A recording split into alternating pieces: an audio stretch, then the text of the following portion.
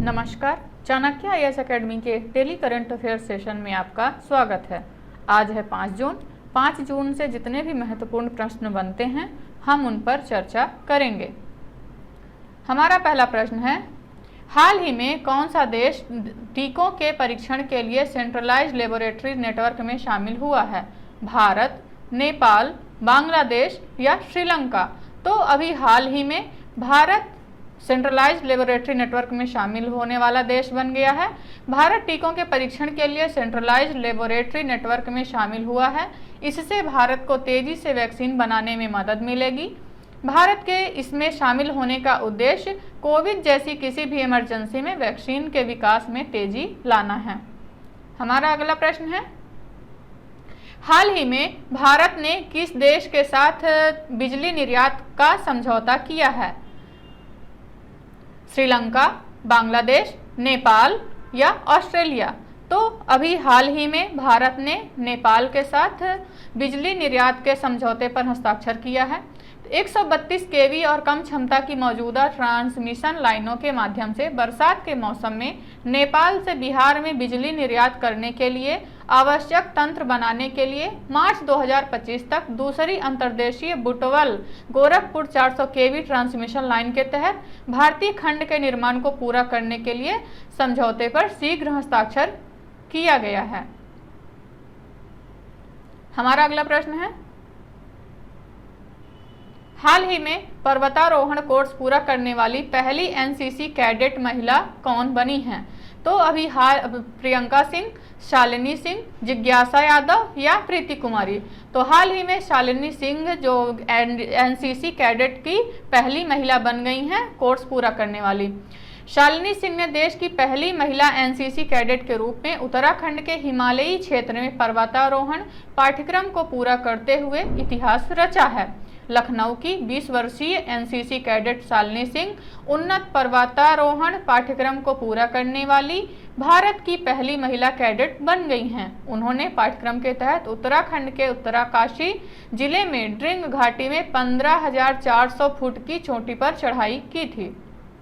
हमारा अगला प्रश्न है, हाल ही में किसके द्वारा अनक्लेड डिपॉजिट के निपटान के लिए 100 डेज 100 पे अभियान शुरू किया गया है? Reserve bank of India, state bank of India, Punjab national bank या कोटक महिंद्रा बैंक? तो अभी हाल ही में रिजर्व बैंक ऑफ इंडिया के द्वारा अनक्लेड डिपॉजिट के निपटान के लिए 100 डेज 100 पे अभियान शुरू किया गया है। भारतीय रिजर्व बैंक ने हाल ही में 100 डेज 100 पे अभियान शुरू किया है, जिसका उद्देश्य 100 दिनों की अवधि के भीतर हर जिले में हर बैंक के शीर्ष 100 अनक्लेड डिपॉजिट का पता लगाना और निपटान करना है। यह अभियान आरबीआई के बैंकिंग प्रणाली में लावारिस जमा की मात्रा को कम करने और मालिकों या दावेदारों को उनकी सही वापसी सुनिश्चित करने के लिए चल रहे प्रयासों का हिस्सा है।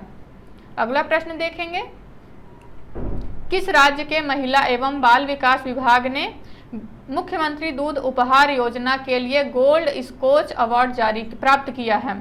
राजस्थान, तेलंगाना, हरियाणा या बिहार? तो अभी हाल ही में हरियाणा ने यह गोल्ड स्कॉच अवार्ड प्राप्त किया है। हरियाणा महिला एवं बाल विकास विभाग ने मुख्यमंत्री दूध उपहार योजना के लिए गोल्ड स्कॉच अवार्ड से सम्मान प्राप्त किया है। राष्ट्रीय पुरस्कार विजेताओं के लिए स्कॉच ग्रुप द्वारा 27 मई 2023 को Nalanda hall doctor Ambedkar international centre नई दिल्ली में एक पुरस्कार समारोह का आयोजन किया गया। पुरस्कार का चयन विशेषज्ञों के एक पैनल द्वारा कार्यों के मूल्यांकन के आधार पर किया गया है।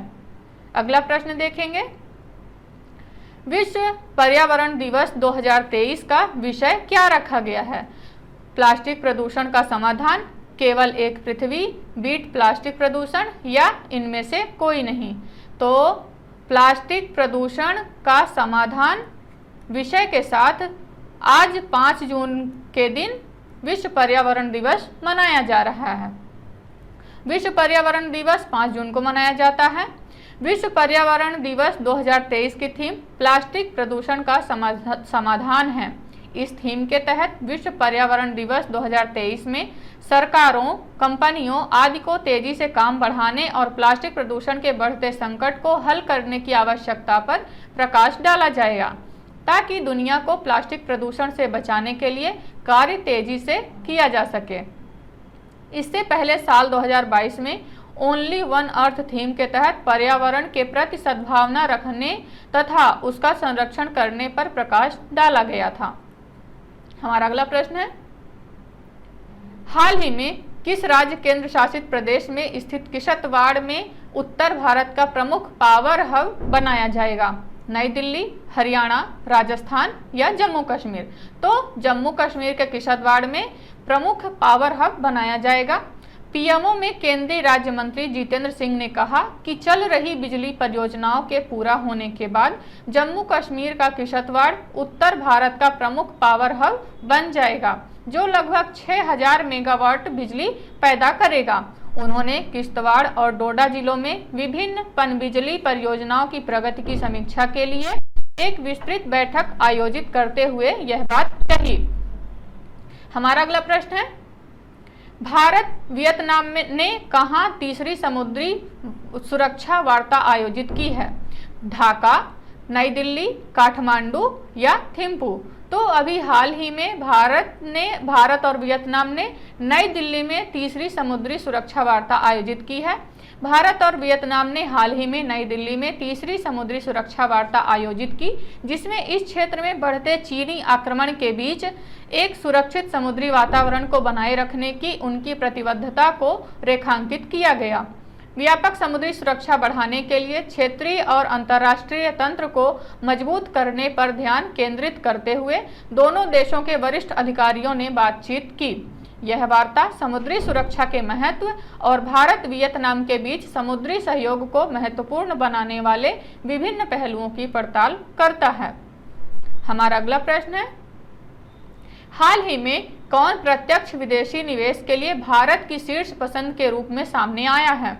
रियाद, लंदन, दुबई या पेरिस? तो अभी हाल ही में दुबई जो भारत के एफडीआई यानी प्रत्यक्ष विदेशी निवेश के लिए भारत की पहली पसंद के रूप में सामने आया है। नवीनतम एफडीआई बाजार रिपोर्ट और दुबई एफडीआई मॉनिटर के अनुसार दुबई ने कैलेंडर वर्ष 2022 में भारत से प्रत्यक्ष विदेशी निवेश के लिए अग्रणी गंतव्य के रूप में अपना स्थान सुरक्षित कर लिया है। घोषित एफडीआई परियोजनाओं के लिए भारत शीर्ष 5 स्रोत देशों में शामिल है और दुबई ने अनुमानित एफडीआई पूंजी भारतीय निवेशकों के लिए अमीरात की अपील को मजबूत करती है। हमारा अगला प्रश्न है, हाल ही में माउंट एवरेस्ट पर चढ़ने वाली मुथमिज सेल्वी किस राज्य की पहली महिला बनी है? मेघालय, तमिलनाडु, राजस्थान या हिमाचल प्रदेश? तो अभी हाल ही में तमिलनाडु की मुथमिज सेल्वी जो माउंट एवरेस्ट पर चढ़ने वाली पहली महिला बन गई हैं। चेन्नई में जापानी पढ़ाने वाली मुथमिज सेल्वी माउंट एवरेस्ट को फतह करने वाली तमिलनाडु की पहली महिला बनी हैं।